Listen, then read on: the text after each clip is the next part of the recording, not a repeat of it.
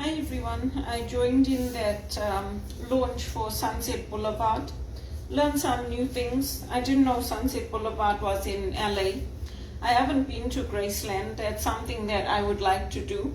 But again, everything costs money. So I keep offering to sing at Graceland for Riley, to sing with Elvis. Whether she'll take me, I don't know. But I can offer. It doesn't hurt to ask.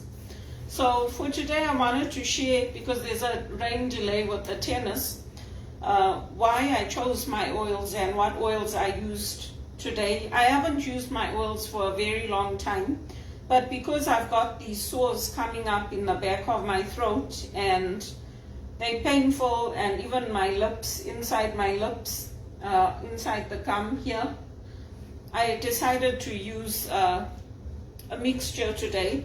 So I just put 2 tablespoons of fractionated coconut oil, and I just use a little cup. Can be like a cup that can hold a tea light or a shot glass. I use that. And then I put in sweet orange. Orange is good for the stress. It's good for helping your body absorb vitamin C. It's good for getting rid of any kind of bacteria. And then I chose clove. Clove is good for any kind of mouth ulcers, teeth, rejuvenating the mouth area. And when we cook with cloves, you'll find that it has that same effect. It's very good for stimulating the blood. And these are all things I learned in my aromatherapy mixing and massage course here in Toronto at the Transformational Arts College. And then lavender. Lavender is supposed to be good for high blood pressure. You can use clary sage as well, but lavender is one of the best oils, and it doesn't have any contraindications. So I use that. The geranium I used for vermifuge, so it gets rid of any kind of worms or parasites that are in the body that could be affecting you. Rosemary is good for mental clarity, and it's good for stimulating the brain, giving you mental sharpness. And black spruce is a tonic. It's good for blood circulation, and it regulates the pituitary gland, which is also good for the third eye here. So those are the oils I used today, and it sounds like a little bit of oil, but once you add in your oils, it actually comes to enough for me to do a full body massage. So I put in 15 drops of the orange, clove, black spruce, lavender, and geranium, and 7 of rosemary. I use less of rosemary because when you have high blood pressure, you have to be careful with aggressive oils. They can have an adverse effect on your body. And then with the orange, the black spruce, those are good top note oils. The clove is a base note. Lavender is a middle note, like geranium, because it's from the petals.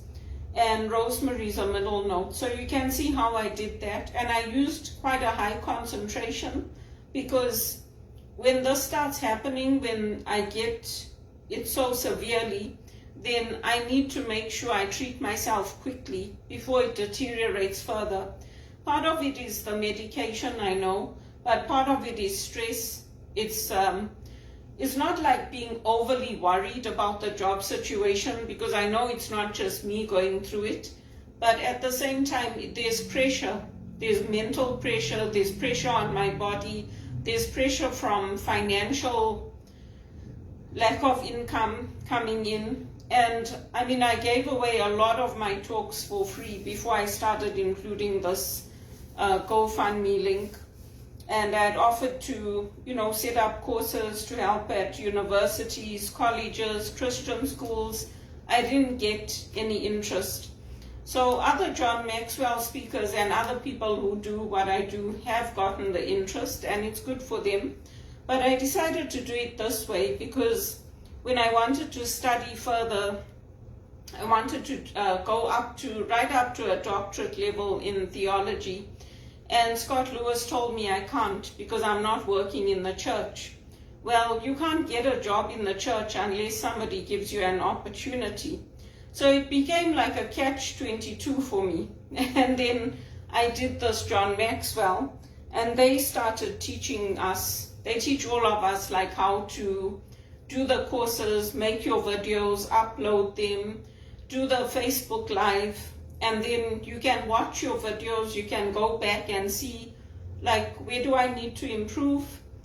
Am I getting the right audience following me? Are people interested? And if they want the best, they will contact you, they will come to you, they will, ask you to help. But if they don't, then you have to keep doing what you're doing, and you have to keep trying to grow in other areas. So that's what I'm doing. I would still like to study theology. I would still like to study, to go further. But if they're not willing to take me in, then there's nothing I can do about that. It's not easy to get into Regis in the first place. And even the Latin, it's very hard because some of the priests do the Mass in Latin. It's not easy to learn it. There's very limited options to learn it.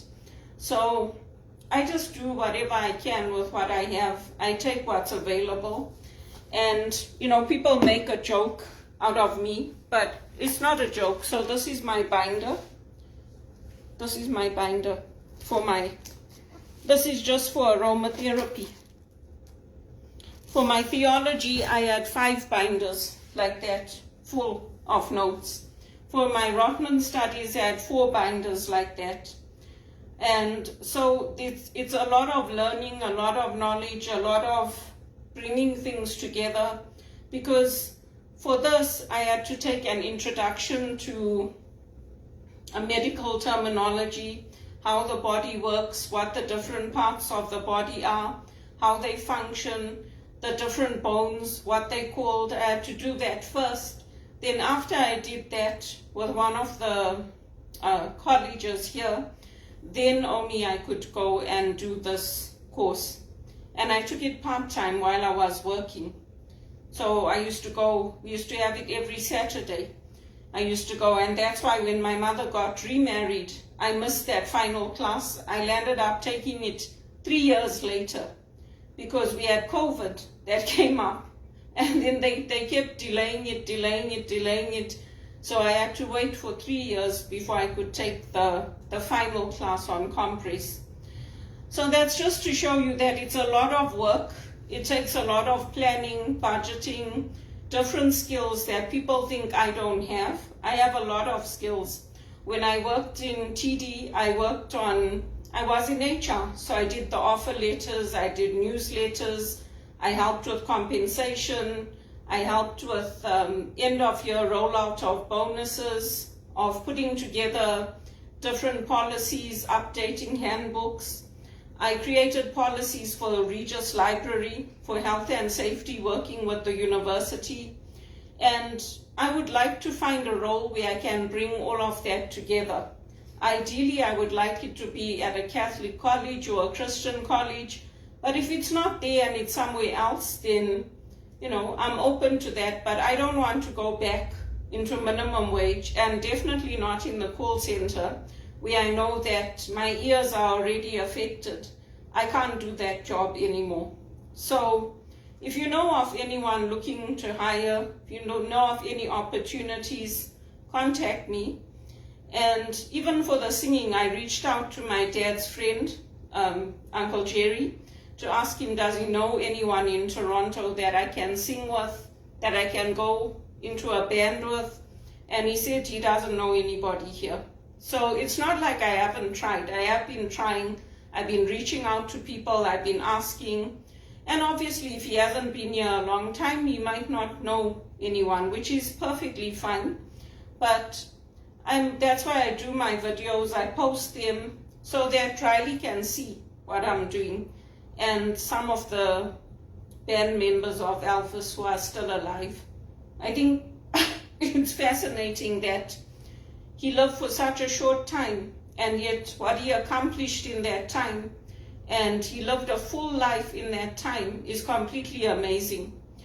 And I will never get to that level. I'll never have records full of, walls full of records, of my accomplishments. But it's an amazing journey, and his story is amazing because he went from rags to riches. And because of that stupid colonel, he lost everything. But he left behind a legacy that is worth remembering. And that's what I like. And they took all the songs that he recorded at Sunset Blvd and they kind of put them together. And they were just talking about how hard it is, because back then they used to use the tape. And even with the technology we have now, they couldn't get it even close to that original perfection that they had. And I can tell that from listening to some of the music.